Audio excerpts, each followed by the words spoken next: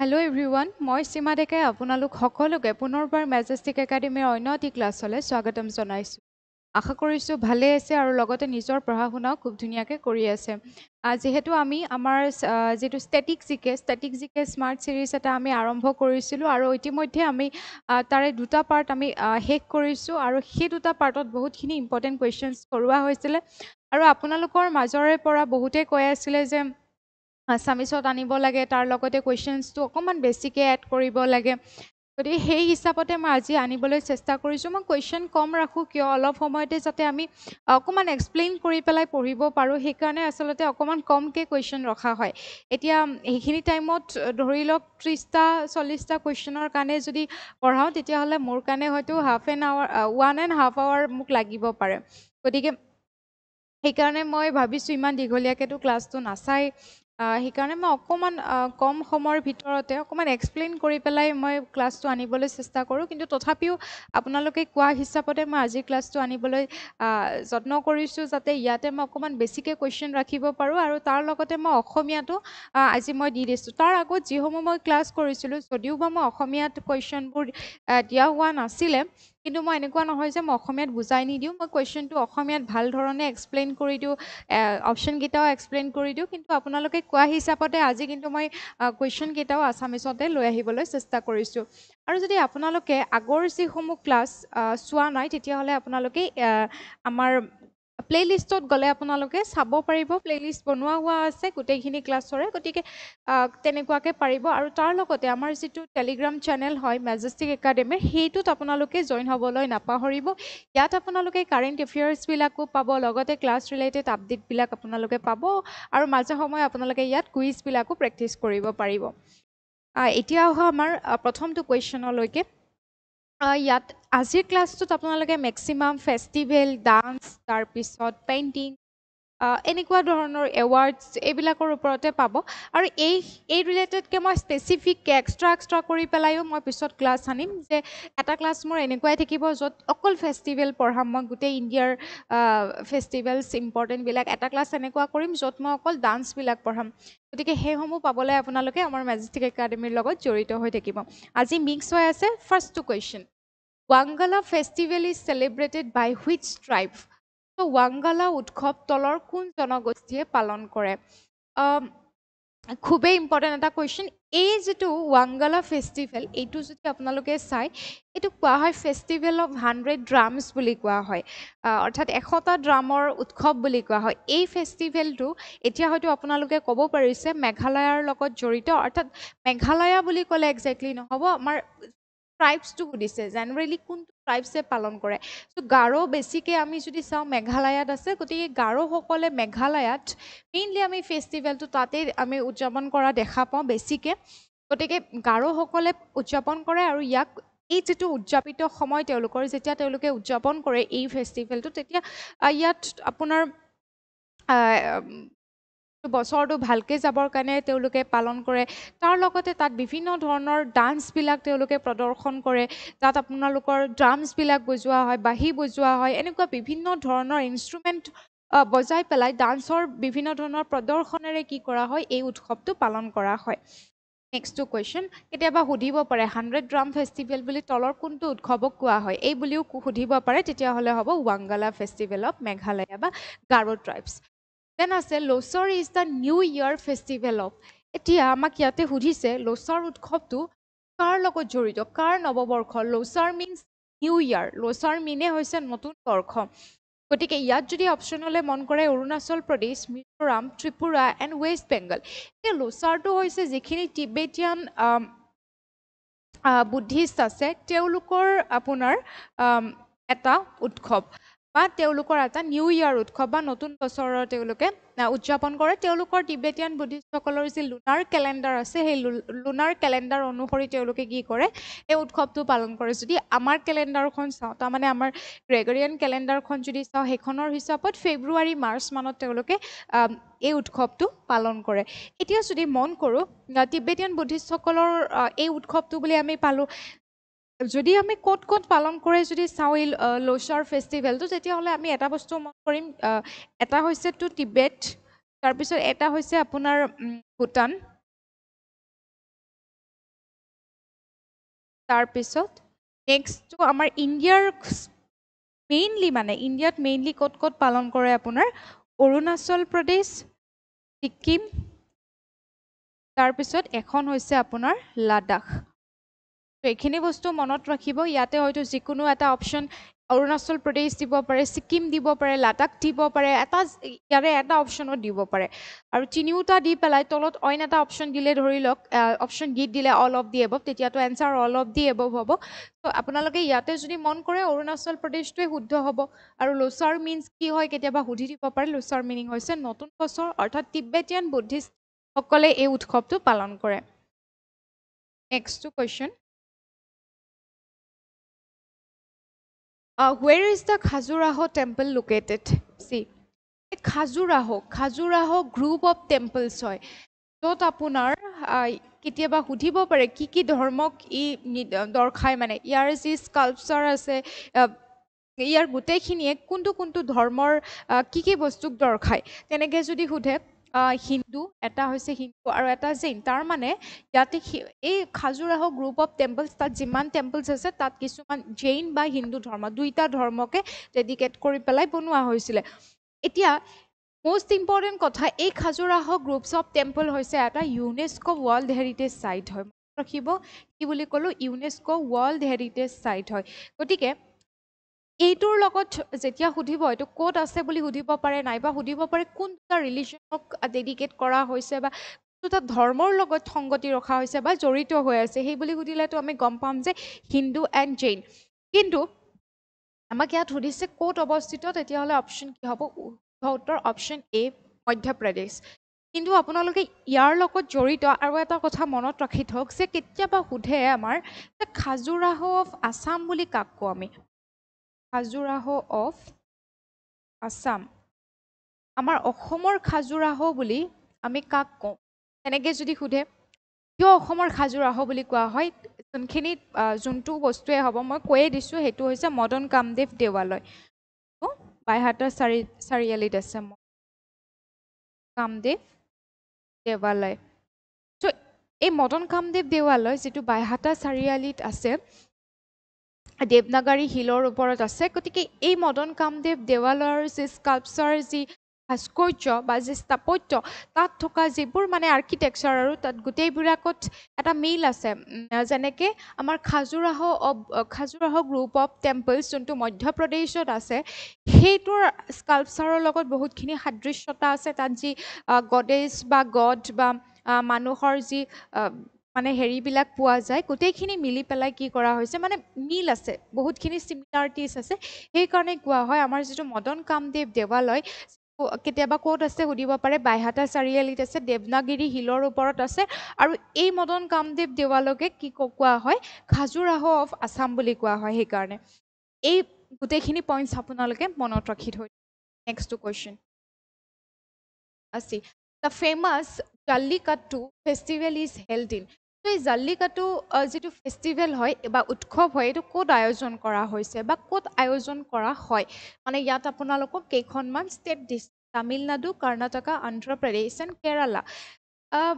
এতিয়া এই জাল্লিকাট্টু যিটো ফেষ্টিভেল এইটো ফেষ্টিভেল তেওঁলোকে কিয় পালন কৰে কাৰেজ বা যিটো সাহসিকতা সেইটোক তেওঁলোকে দৰ্শায় আৰু তাৰ লগতে যিটো bonding between animal and human আমাৰ মানুহ আৰু জীৱ জন্তুৰ মাজত যিটো বণ্ডিং বা তোমাৰ যি বণ্ড থাকিব লাগে বা একতা থাকিব লাগে সেইটোৰ আৰু সেইটোক দৰ্শায় আৰু কিহক দৰ্শায় বুলি মই ক'লোঁ কাৰেজ বা সাহসিকতাক এতিয়া কথাটো হ'ল ইয়াতে কি প্ৰদৰ্শন কৰে কিহৰ কাৰণে ইয়াক বণ্ডিং হিউমেন এণ্ড এনিমেলছ বুলি কোৱা হৈছে মানে সেই বস্তু দৰ্শায় বুলি কোৱা হৈছে যদি আমি মন কৰোঁ এইটোত আপোনালোকক যিটো ষাঁড় গৰুৰ ওপৰত দেখিব পাৰে আপোনালোকে সেইটো এটা খুব তেনেকুৱাকৈ মানে প্ৰদৰ্শন কৰা হয় ষাঁড় গৰুৰ ওপৰত মানুহ এটা উঠে ষাঁড় গৰুটো বহুত ঘূৰে নহয় ষাঁড় গৰুটো কিমান সময়লৈকে ওপৰত মানে মানুহগৰাকী যুঁজি পেলাই ওপৰত বহি থাকিব পাৰিব ষাঁড় গৰুটো দৌৰি থাকিব ফিল্ডখনত গতিকে আপোনালোকে সেই ধৰণৰ দৃশ্য নিশ্চয়কৈ দেখিছে সেইটো এই বিশেষ ফেষ্টিভেলটোৰ লগত জড়িত আৰু এই ফেষ্টিভেলটো মেইনলি আপোনালোকক পংগল যিটো আমাৰ মাঘ মাহত আমাৰ অসমীয়া মই কৈছোঁ মাঘ মানত অনুষ্ঠিত কৰা হয় বা তোমাৰ জানুৱাৰীত মাৰ্চ মানত কি কৰা হয় এই উৎসৱটো অনুষ্ঠিত কৰে আৰু তেতিয়াই এই বস্তুটো দেখুওৱা হয় এই জাল্লিকাট্টু যি ফেষ্টিভেল তেতিয়াই তাৰ লগত সংগতি ৰাখিয়ে পালন কৰা হয় আৰু তেতিয়াহ'লে পোংগলটো কৈছোঁ যিহেতু আপোনালোকে মনত ৰাখিব পাৰিব তামিলনাডু নেক্সটটো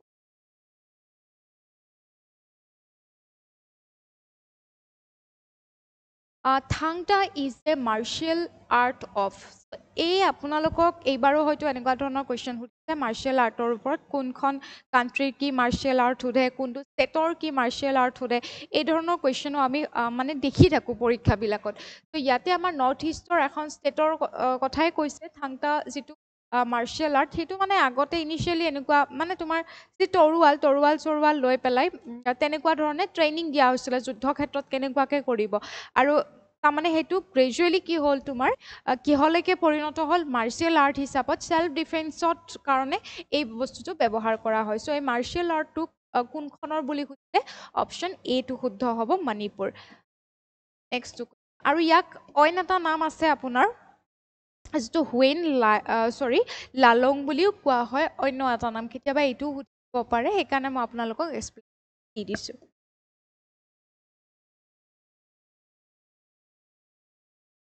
এইবাৰ সুধিছে দ্য ফেষ্টিভেল সবচৰ কুড ইজ চেলিব্ৰেটেড ইন সবচৰ কুড এই উৎসৱটো আপোনালোকে হয়তো এই উৎসৱটো কিয় পালন কৰা হয় এই উৎসৱটো কিয় পালন কৰে যেতিয়া মানে আপোনাৰ কি হয় মেইনলি ভগৱানক থেংক ইউ কয় ভগৱানক থেংক ইউ এইকাৰণে কয় যাতে তেওঁলোকে যে হিলবিলাকত মেইনলি পাহাৰবিলাকত তেওঁলোকে যেতিয়া ঝুম খেতি কৰিব সেই ঝুম খেতি কৰোঁতে তেওঁলোকে পাহাৰবিলাক চাফা কৰি যায় পাহাৰৰ যদি কিবা ফৰেষ্ট আছে কিবা যদি হাবি বননি আছে সেইবোৰ চাফা কৰি পেলাই তাত তেওঁলোকে ঝুম খেতি কৰে আৰু সেই হাবি বননি চাফা কৰোঁতে এই শিল কাটি হাবি বননি চাফা কৰোঁতে তেওঁলোকে যে কোনো ধৰণৰ অনিষ্ট নোহোৱাকৈ তেওঁলোকে কৰিব পাৰিছে তেওঁলোকৰ নেচাৰে যে একো অনিষ্ট নকৰে বা কোনো ধৰণৰ তেওঁলোকক জীৱ জন্তুও যে সাপ বা এনেকুৱা ক্ষয় ক্ষতি নকৰাকৈ যে তেওঁলোকে সেই ফেষ্টিভেলটো সেই ঝুম খেতি যে কৰিব পাৰে হাবি বননি কাটি পেলাই সেইকাৰণে ভগৱানক থেংক ইউ কয় মানে কাইণ্ড অফ তেনেকুৱা আৰু ভগৱানক থেংক ইউ ক'বৰ কাৰণে তেওঁলোকে এইটো উৎসৱটো পালন কৰে আৰু ইয়াত বিভিন্ন ধৰণৰ ডান্সবিলাক কৰে চিৰাও ডান্স যিটো আমি অলছ' বেম্বো ডান্স বুলি কওঁ গতিকে এইটো সুধিব পাৰে সেইকাৰণে এতিয়া বেম্বো বুলি চিৰাও ডান্স বুলি কোৱাৰ লগে লগে গমে পালে শুদ্ধ উত্তৰটো হ'ব মিজোৰাম ত' মিজোৰামত কি কৰা হয় এই সবচৰ কুড ফেষ্টিভেলটো পালন কৰা হয় কুৱেশ্যন গম পালে সবচৰ কুড কিহৰ লগত জড়িত ভগৱানক মানে ধন্যবাদ কয় যে তেওঁলোকে ঝুম খেতি কৰোঁতে যে হাবি বননি চাফা কৰোঁতে যে তেওঁলোকৰ কোনো ধৰণৰ ক্ষয় ক্ষতি নহ'ল বা হাৰ্ম নহ'ল তাৰ বাবে ভগৱানক থেংক ইউ কয় বা ধন্যবাদ দিয়ে নেক্সটটো the Hemis festival is celebrated in which union territories আমি ষ্টেটবিলাকৰ কথাটো কৈ থাকোঁ পঢ়ি থাকোঁ ইউনিয়ন টেৰিটৰিজৰো কুৱেশ্যন সুধি দিব পাৰে তেতিয়া আমি কি ধৰণে মনত ৰাখিম মানে কি প্ৰথমতে আমি ইউনিয়ন টেৰিটৰিজৰ তেনেকুৱা কিবা ফেষ্টিভেল আছে নেকি আমি চাব লাগিব পঢ়িব লাগিব ৰাইট এতিয়া ইয়াতে এটা আমি ফেষ্টিভেলৰ বিষয়ে চাওঁ হেমিছ এতিয়া হেমিছ ফেষ্টিভেল কি হয় কিহক মাৰ্ক কৰা হয় এইটো দেখুওৱা হয় যে টিবেটিয়ান বুদ্ধিজিমৰ যিটো বুদ্ধিজিমৰ যি ফাউণ্ডাৰ আছিলে তাৰ নাম আছিলে তেওঁৰ নামটো আছিলে গুৰু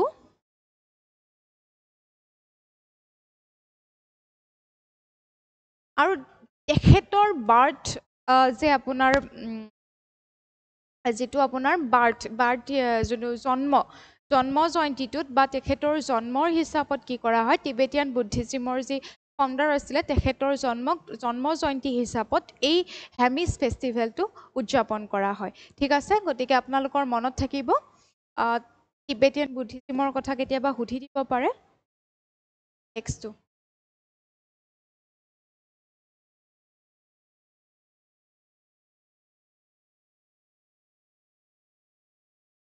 মই নামটো সম্পূৰ্ণকৈ নিলিখিলোঁ চাগে ৰ'ব মই ইয়াত লিখিলোঁ পদ্মা সম্ভাৱা গুৰু পদ্মা সম্ভাৱা যি আপোনাৰ ফাউণ্ডাৰ বুলি ক'লোঁ টিবেটিয়ান বুদ্ধিজিমৰ সেই পদ্মাচাম্ভা বা টিবেটিয়ান বুদ্ধিজিমৰ যে ফাউণ্ডাৰ আছিলে তেখেতৰ বাৰ্থ বা জন্ম হিচাপত জন্মদিনটোক কি কৰা হয় তিথিত তেওঁলোকে হেমিছ ফেষ্টিভেল হিচাপত উদযাপন কৰে এনচাৰটো নক'লোঁ নেকি মই এনচাৰটো আছিলে লাডাখ আই এম ছ' চৰি কুৱেশ্যন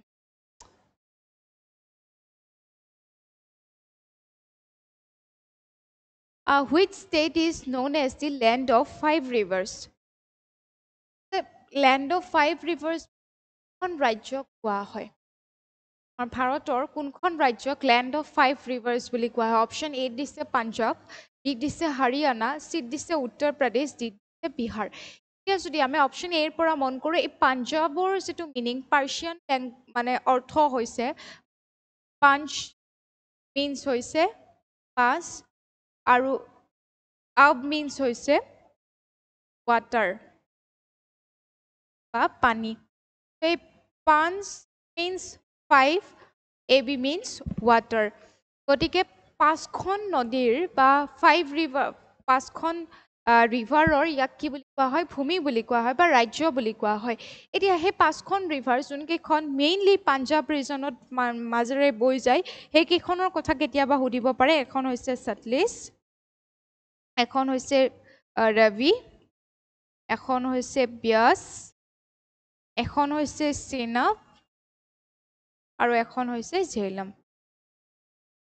গতিকে এই পাঁচখন ৰিভাৰৰ সেইকাৰণে কোৱা হয় সেইখনক পাঞ্জাৱক লেণ্ড অফ ফাইভ ৰিভাৰ্ছ বুলি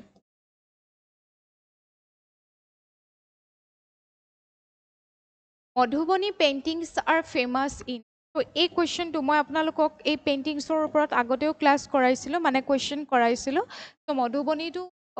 আই থিংক কৰাইছোঁ এইটো মধুবনীটো কিহৰ ক'ৰ আছিলে সেইটো আছিলে বিহাৰৰ নেক্সটটো এইবাৰ সুধিছে the first Indian to receive Bharat Ratna posthumously was তো ইয়াতে সুধিছে যে প্ৰথম ইয়াতে বিভিন্ন ধৰণৰ কুৱেশ্যন সুধিব পাৰে ভাৰত ৰত্ন লাভ কৰা প্ৰথম ব্যক্তি বুলি সুধিব পাৰে ভাৰত ৰত্ন লাভ কৰা প্ৰথমগৰাকী প্ৰধানমন্ত্ৰী বুলি সুধিব পাৰে ভাৰত ৰত্ন লাভ কৰা প্ৰথমগৰাকী চাইণ্টিষ্ট বুলি সুধিব পাৰে ভাৰত ৰত্ন লাভ কৰা যোনে মৰণোত্তৰভাৱে লাভ কৰিছিলে ভাৰত ৰত্ন মৰণোত্তৰভাৱে প্ৰথমতে কোনে লাভ কৰিছিলে গতিকে ইয়াতে 4-5 ধৰণে কুৱেশ্যন এৰাইজ হ'ব পাৰে যদি আমি মন কৰোঁ ইয়াতে আমাক কি সুধিছে কুৱেশ্যনটো ভাল ধৰণে চাব মৰণোত্তৰভাৱে সুধিছে আমি যদি এক্সাইটেড হৈ পেলাই নাচাওঁৱে যে পিছৰ ৱৰ্ডটো কি কৈছে ভাৰত ৰত্ন কোনে পাইছে একদম এক্সাইটেড হৈ পেলাই যদি এনচাৰটো দি দিওঁ কিন্তু আমাক সুধিব কি বিচাৰিছে যে মৰণোত্তৰভাৱে কোনে পাইছিলে অৰ্থাৎ মৃত্যুৰ পিছত কোনে গৰাকী ব্যক্তি আছিলে যোনে মৃত্যুৰ পিছত প্ৰথম মানে তেওঁ ভাৰত ৰত্ন লাভ কৰিবলৈ সক্ষম হৈছিলে আমি যদি মন কৰোঁ ইয়াত অপশ্যনবিলাকলৈ চাবচোন টি ৰাজা গাপালচাৰী এণ্ড ৰাধাকৃষ্ণন তেওঁলোকে 1954ত কি পাইছিলে ভাৰত ৰত্ন পাইছিলে আৰু তেওঁলোকৰ লগত আৰু এগৰাকী ব্যক্তি আছিলে C V Raman C V Raman scientist তেওঁ আৰু এগৰাকী শ্ৰী ৰাজা গোপালাচাৰী আৰু এগৰাকী আছিলে এছ ৰাধাকৃষ্ণন গতিকে তেওঁলোকে কি হৈছিলে আপোনাৰ 1954ত ভাৰত ৰত্ন লাভ কৰিছিলে এই তিনিগৰাকীয়ে পাইছিলে কিন্তু কেতিয়াবা আমাক এক্সামত অকল অপশ্যন এনেকুৱাকৈ ৰাখে যে তলৰ কোনগৰাকীয়ে প্ৰথম ভাৰত ৰত্ন লাভ কৰিছিলে শ্ৰী ৰাজা গোপালাচাৰীক কেতিয়াবা ইণ্ডিভিজুৱেলি মানে তেওঁক কোৱা হয় যে তেওঁ প্ৰথম বুলি কোৱা হয় কিন্তু একেটা ইয়াৰত কিন্তু তিনিগৰাকীয়ে পাইছিলে মনত ৰাখিব এছ ৰাধাকৃষ্ণনটো আমাৰ দেশৰ ভাইচ প্ৰেছিডেণ্ট আছিলে দ্বিতীয়গৰাকী ভাইচ প্ৰেছিডেণ্ট আছিলে আৰু লগতে প্ৰেছিডেণ্ট আছিলে সেই হিচাপত তেওঁ পাইছিলে আৰু ৰাজা গোপালাচাৰী এগৰাকী ইণ্ডিভিজুৱেলি তেওঁ পলিটিচিয়ান আছিলে তাৰপিছত যদি আমি চাওঁ নেক্সটগৰাকী জৱাহৰলাল নেহেৰু আছিলে ফাৰ্ষ্ট প্ৰাইম মিনিষ্টাৰ যোনে এই ভাৰত ৰত্ন এৱাৰ্ডটো লাভ কৰিবলৈ সক্ষম হৈছিলে প্ৰথমগৰাকী প্ৰাইম মিনিষ্টাৰ আছিলে জৱাহৰলাল নেহেৰু যে ভাৰত ৰত্ন লাভ কৰিছিলে বাট মৰণোত্তৰভাৱে প্ৰথমগৰাকী কোনে পাইছিলে বুলি যদি তেতিয়াহ'লে হ'ব লাল বাহাদুৰ শাস্ত্ৰীয়ে তেওঁৰ মৃত্যুৰ পিছত 1960 হয় ভাৰত ৰত্ন লাভ কৰিবলৈ সক্ষম হৈছিলে কিন্তু আপোনালোকে এইখিনি মনত ৰাখিব প্ৰথম প্ৰাইম মিনিষ্টাৰ যোনে ভাৰত ৰত্ন লাভ কৰিছিলে জৱাহৰলাল নেহেৰু তাৰ প্ৰথম ব্যক্তি হয়তো শ্ৰী ৰাজা গোপালাচাৰীৰ বিষয়ে সুধিব কিন্তু তিনিওগৰাকীয়ে পাইছিলে C V Raman Shri Rajagopalachari and S Radhakrishna বা সৰ্বপল্লী ৰাধাকৃষ্ণন দেৱ তেওঁলোক তিনিগৰাকী পাইছিলে next question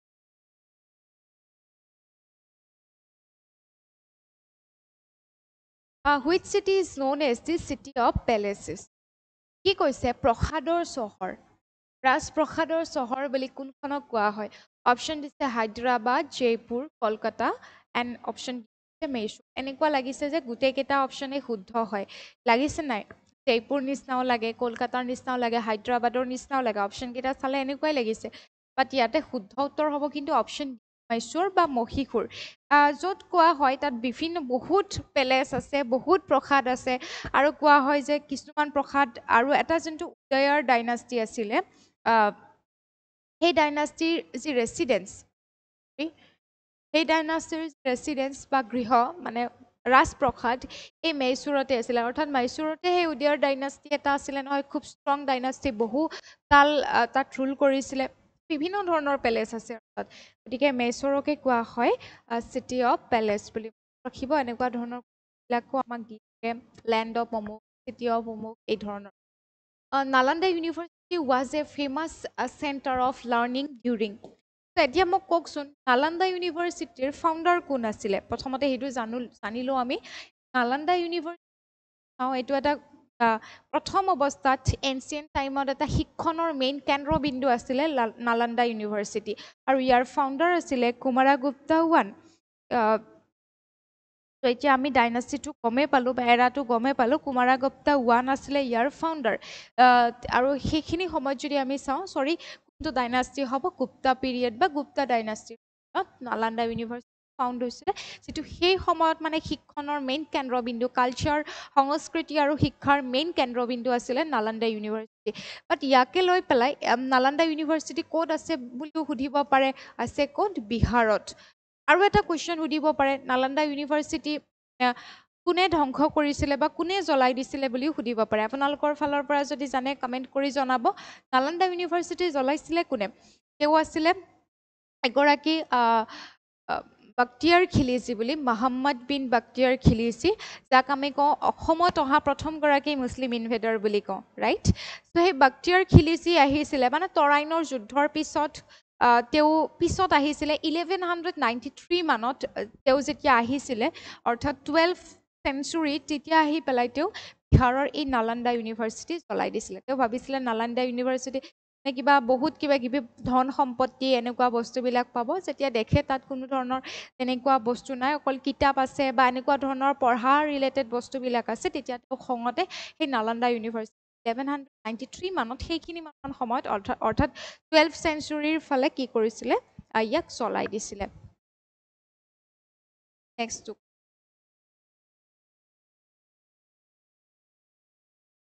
which Indian state is known as the land of festivals মই আজি আপোনালোকক এনেকুৱা ধৰণৰ কুৱেশ্যন দিছোঁ land of festival বুলি কাক কোৱা হয় তাৰমানে কিয় কোৱা হয় সেইটো অপশ্যন শুদ্ধ হ'ব এটো নাগালেণ্ডত বহুতখিনি ট্ৰাইবছ আছে আৰু সেই ট্ৰাইবছবিলাকে তেওঁলোকৰ যে ৰিচ কালচাৰ গোটেইখিনি বস্তু মানে দেখুৱায় চ' বহুত কালাৰফুল এনেকুৱা বিভিন্ন ধৰণৰ তাত কি কৰা হয় তোমাৰ ফেষ্টিভেল বা উৎসৱ উদযাপন কৰা হয় সেইকাৰণে নাগালেণ্ডক কি বুলি কোৱা হয় লেণ্ড অফ ফেষ্টিভেল বুলি কোৱা হয় আৰু নাগালেণ্ডত এটা ফেমাছ ফেষ্টিভেল হৈছে হৰ্ণবিল এইটো সুধিব পাৰে এটা খুব পপুলাৰ এটা জনপ্ৰিয় উৎসৱ হৈছে hornbill festival next which state has the largest forest cover in area so আমাৰ কোনখন ভাৰতৰ কোনখন ৰাজ্যত সৰ্বাধিক বনাঞ্চল আছে বা হাবিৰে ভৰি আছে কোনখন ৰাজ্য হ'ব পাৰে ইয়াত দুই ধৰণৰ হ'ব পাৰে কাৰণ আমি দুটা অপশ্যন দেখিছোঁ আপোনালোকে হয়তো খেলি মেলি কৰিব পাৰে অৰুণাচল প্ৰদেশতো আমি পাইছোঁ হাইয়েষ্ট ফৰেষ্ট এৰিয়া আছে তাৰমানে পাৰ্চেণ্টেজ ৱাইজ যদি চাই তেতিয়াহ'লে অৰুণাচল প্ৰদেশ হ'ব পাৰ্চেণ্টেজ হিচাপত যদি চাই কাৰণ অৰুণাচল প্ৰদেশখন হৈছে এখন সৰু ৰাজ্য আৰু সেই সৰু ৰাজ্যখনত মানে মেক্সিমাম মানে ফৰেষ্টে কভাৰ কৰি আছে তাত মাটিত মানে জনবসতিতকৈ মানে ফৰেষ্ট এৰিয়া বহুত বেছি আছে সেইকাৰণে পাৰ্চেণ্টেজ হিচাপত অৰুণাচল প্ৰদেশখিনি হৈ যায় বাট এৰিয়া হিচাপত যদি আমি চাওঁ মধ্যপ্ৰদেশে হ'ব কিয়নো মধ্যপ্ৰদেশখন এখন ডাঙৰ ষ্টেট হয় আৰু তাৰ লগতে মধ্যপ্ৰদেশখনৰ অলমষ্ট 77,000 স্কুৱেৰ কিলোমিটাৰ মানে বনাঞ্চলেৰে বা হাবিৰে কি হৈ আছে আৱৰি আছে অৰ্থাৎ almost 25% of total area total land এৰিয়াৰ অলমষ্ট 25% এই মধ্যপ্ৰদেশৰ মানে বনাঞ্চলে কি কৰি আছে কভাৰ কৰি আছে গতিকে সেইকাৰণে শুদ্ধ উত্তৰ কিন্তু মধ্যপ্ৰদেশ হ'ব এই ধৰণে সোধে লাৰ্জেষ্ট ফৰেষ্ট কভাৰ কৰি আছে বুলি সুধিলে মধ্যপ্ৰদেশ বাট পাৰ্চেণ্টেজ হিচাপত যদি কুৱেশ্যন সুধিছে তেতিয়াহ'লে অৰুণাচল প্ৰদেশ হৈ যায় next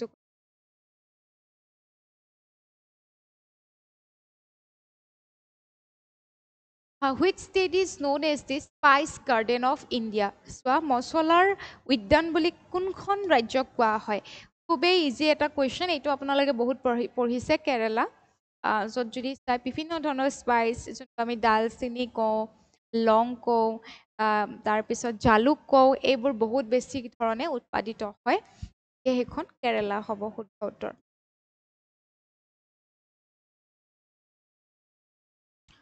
the only active volcano in India is found in আমাৰ ইণ্ডিয়াত মেইনলেণ্ড ইণ্ডিয়াততো নাই মেইনলেণ্ড ইণ্ডিয়াত আছে জানো এনেকুৱা দ্বীপটো নাই এক্টিভ ভলকেনো ইয়াতে আমি যদি চাওঁ কি কি দিছে Barren island Andaman island Nicobar island Lakshadweep বুলি কোৱা হৈছে ত' ইয়াৰে এক্টিভ ভলকেনো ৰিচেণ্টলি পাইছিলোঁ আমি নিউজত হৈ গৈছে ছেপ্টেম্বৰতো হৈছিলে 2025ত আগ্নেয়গিৰি তাত মানে হৈ থাকে সঘনাই মানে তোমাৰ আগ্নেয়গিৰি বা ভলকেনো মানে ওলাই থাকে তো সেইটো হ'ব বাৰেন আইলেণ্ড আন্দামান চিৰ ওপৰত আছে বা যোনটো মানে আন্দামান এণ্ড নিকোবৰ আইলেণ্ডত আছে গতিকে এইটো হ'ব বাৰেন আইলেণ্ড বুলি আপোনালোকে মনত ৰাখি থ'ব সদায় আমাৰ ইণ্ডিয়াত মানে একমাত্ৰ এক্টিভ ভলকেনো হয় যোনটোত মানে সক্ৰিয় আগ্নেয়গিৰি মানে সঘনাই মানে কি হৈ থাকে আগ্নেয়গিৰি উদগিৰণ হৈ থাকে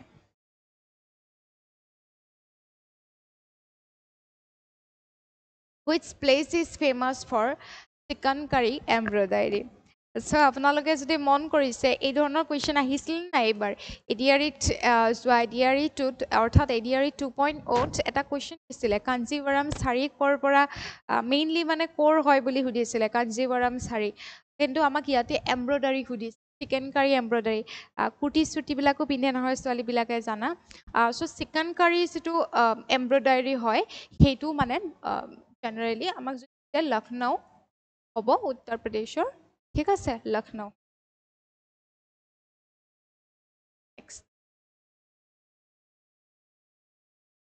which river flows through the valley of flowers so valley of flowers ক'ত আছে উত্তৰাখণ্ডৰ চামোলি ডিষ্ট্ৰিক্টত আছে উত্তৰাখণ্ডৰ চামোলি ডিষ্ট্ৰিক্টত যি valley of flowers national park আছে তাত বহুতখিনি মানে এলপাইন ফ্লাৱাৰ্ছ আছে ফুল আছে আৰু সেইটো বহুত গুৰুত্বপূৰ্ণ কথা হৈছে এই ভেলি অফ ফ্লাৱাৰ্ছ হৈছে এটা ইউনেস্কো ৱৰ্ল্ড হেৰিটেজ চাইট হয় য'ত ওচৰত মানে নান্দা ভেলিও আছে ৰাখিব ইউনেস্কো ৱৰ্ল্ড হেৰিটেজ চাইট হয় valley of flowers national park য'ত মানে ভালুক চালুকো আছে তাৰপিছত ডোবাৰ আছে কিন্তু তাৰ লগতে তাত বহুত প্ৰজাতিৰ ফ্লাৱাৰ বা ফুল পোৱা যায় এলপাইন ফ্লাৱাৰ পোৱা যায় আৰু এই ভেলি অফ ফ্লাৱাৰৰ মাজেৰে এটা নদী পাৰ হৈ গৈছে খুবেই ইম্পৰ্টেণ্ট এই কুৱেশ্যনটো কাৰণ কিয় ভেলি অফ ফ্লাৱাৰ্ছ একটো মই ক'লোঁ যে ইউনেস্কো ৱৰ্ল্ড হেৰিটেজ চাইট হয় লগত আৰু এটা আছে নান্দা ভেলি বুলি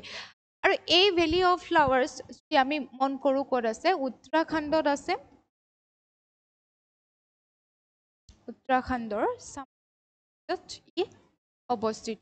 আৰু তাৰে যদি আপোনালোকক সুধিছে যে ৰিভাৰ কোনটো বৈ গৈছে তেতিয়াহ'লে হ'ব পুষ্পাৱতী ৰিভাৰখন ইয়াৰ মাজেৰে বৈ গৈছে ঠিক আছে নেক্সটটো the Padma Awards are announced on খুব ইম্পৰ্টেণ্ট হৈছে আমাৰ যি চিভিলিয়ান এৱাৰ্ডছবিলাক Padma awards highest civilian award কি হয় ভাৰত ৰত্ন ফাৰ্ষ্ট হায়েষ্ট হয়নে ছেকেণ্ড হায়েষ্ট কি হয় পদ্মা বিভূষণ থাৰ্ড হায়েষ্ট কি হয় পদ্মা ভূষণ ফ'ৰ্থ হায়েষ্ট হৈছে পদ্মশ্ৰী। এই যিকেইটা আমাৰ চিভিলিয়ান এৱাৰ্ড আছে, এই চিভিলিয়ান এৱাৰ্ডকেইটা কেতিয়া ঘোষণা কৰায়, কোনটো দিনত ঘোষণা কৰে যে এইটো বৰ্ষৰ এইকেইটা চিভিলিয়ান এৱাৰ্ড কাক দিম, হয়নে? ইয়াতে আমাক অপশ্যন কেইটা দিছে Gandhi Jayanti, independence day, Republic day নে কনষ্টিটিউশ্যন, সংবিধান দিৱস, কোনটোত পালন কৰা হয়? 2 অক্টোবৰ নে 15 আগষ্ট নে 26 জানুৱাৰী নে 26 নৱেম্বৰ, কোনটো হ'ব এতিয়া? এই ভাৰত ৰত্ন, আমি এটা বস্তু আপোনালোকে মন কৰিছে, এইটোত ভাৰত ৰত্নটো আমি জানো হাইয়েষ্ট চিভিলিয়ান, একদম চবতকে মানে অসামৰিক বঁটা ওপৰত হৈছে ভাৰত ৰত্ন। ছেকেণ্ডটো হৈছে পদ্ম বিভূষণ। পদ্ম বিভূষণ, তাৰমানে পদ্ম বিভূষণ অকণমান দীঘলীয়া ন, মনত ৰাখি যাব, অকণমান দীঘলীয়া, এইটো ছেকেণ্ডত আছে। তাতকে অকণমান চুটি পদ্মভূষণ, পদ্ম বিভূষণ ছেকেণ্ডত আছে, পদ্মভূষণ অকণমান চুটিৰ নিচিনা থাৰ্ডত আছে, পদ্মশ্ৰী তাতকৈও আৰু সৰু, সেইটো ফ'ৰ্থ হায়েষ্ট হয়। এই ধৰণে আপোনালোকে মনত ৰাখিব। ত' এই 4টা এৱাৰ্ড বা আমাৰ এই এৱাৰ্ডকেইটা কোনটো দিয়া হয় বুলি ক'লে মনত ৰাখিব ৰিপাব্লিক ডেৰ দিনাখন, মানে তাৰমানে তাৰ আগদিনাখন 25 জানুৱাৰী ইভিনিং বস্তুটো ঘোষণা কৰা হয়। ত' এই ৰিপাব্লিক ডেৰ দিনাখন দিয়া হয় বুলি আপোনালোকে এইকেইটা। নেক্সট,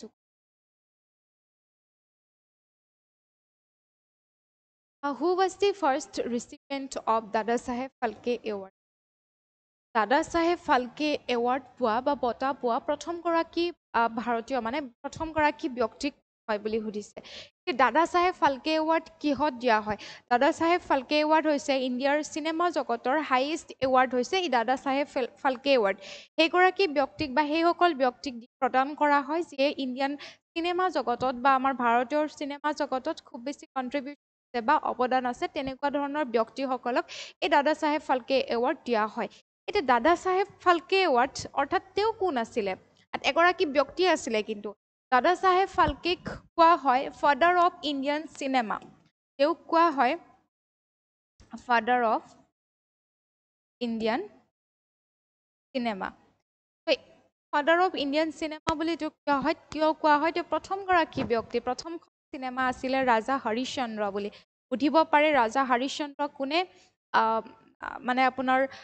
কোনে বনাইছিলে বুলি সুধিব পাৰে, তেতিয়াহ'লে অপশ্যন মানে শুদ্ধ উত্তৰ হ'ব আপোনাৰ দাদা চাহেব ফাল্কে, যাক কোৱা হয় ইণ্ডিয়ান চিনেমা বা ভাৰতৰ চিনেমা জগতৰ পিতৃ বুলি কোৱা হয়। আৰু তেওঁৰ স্মৃতিতে কি কৰা হয়, তেনেকুৱাকে যোন চিনেমা জগতত মানে ভাল কণ্ট্ৰিবিউশ্যন বা ভালকৈ অৱদান আগবঢ়াইছে তেওঁলোকক সেই হাইয়েষ্ট এৱাৰ্ড হিচাপত এই দাদা চাহেব ফাল্কে এৱাৰ্ড প্ৰদান কৰা হয়। আৰু তেওঁ আছিলে দেৱিকা ৰাণী বুলি। তেওঁ প্ৰথমগৰাকী কোৱা হয়, মানে তেওঁক ধৰা হয় যে তেওঁ প্ৰথমগৰাকী ইণ্ডিয়াৰ মানে চিনেমাত এক্টিং কৰা এক্ট্ৰেছ কোৱা হয় দেৱিকা ৰাণী, যাক মানে দাদা চাহেব ফাল্কে এৱাৰ্ড পাই দিছিলে, আৰু সেইকাৰণে তেওঁৱেই হৈছে প্ৰথমগৰাকী প্ৰাপক। ইয়াতে আপোনালোকক এক্সপ্লেনেশ্যন চাব,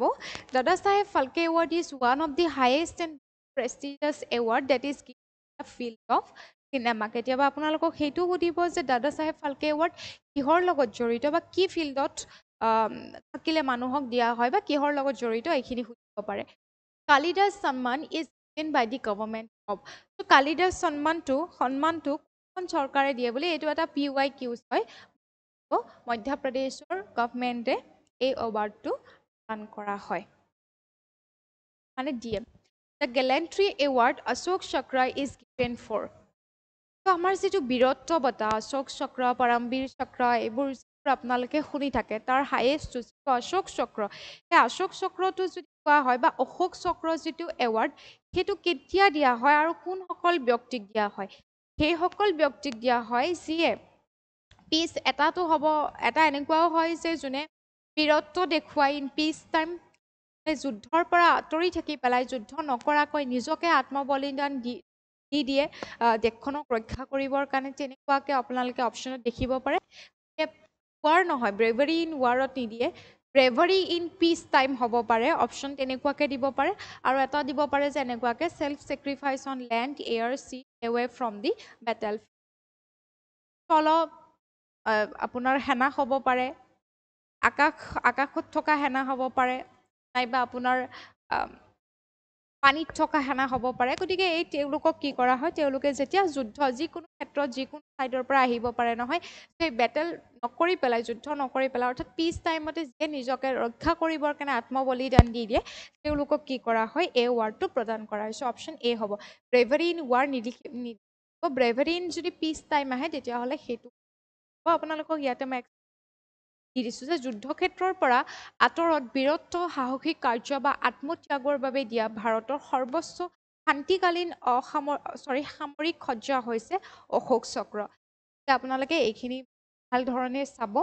মই আপোনালোকক অনাগত সময়ত ইয়াৰে ওপৰত ডিটেইল ক্লাছ দিবলৈ চেষ্টা কৰিম। এৱাৰ্ডছবিলাকৰ ওপৰত, গেলেণ্ট্ৰি এৱাৰ্ডছবিলাকৰ ওপৰত, লিটাৰেচাৰৰ লগত কি দিয়ে, মিউজিকৰ লগত কি দিয়ে, সামগ্ৰিকভাৱে আপোনালোকক মই দিবলৈ যত্ন কৰিম। গতিকে আপোনালোক সকলোকে এই ক্লাছটো চোৱাৰ বাবে ধন্যবাদ জনাইছোঁ। যদি আপোনালোকৰ ৰৈ গৈছে, ডাউটছ আছে, কমেণ্টছ জনাব। পৰৱৰ্তী সময়ত মই আপোনালোকক ইয়াৰে নেক্সট পাৰ্টটো লৈ আহিম। তেতিয়ালৈকে আপোনালোকে ভালে থাকিব, সুস্থ থাকিব আৰু মেজেষ্টিক একাডেমীৰ হৈ থাকিব। Bye bye.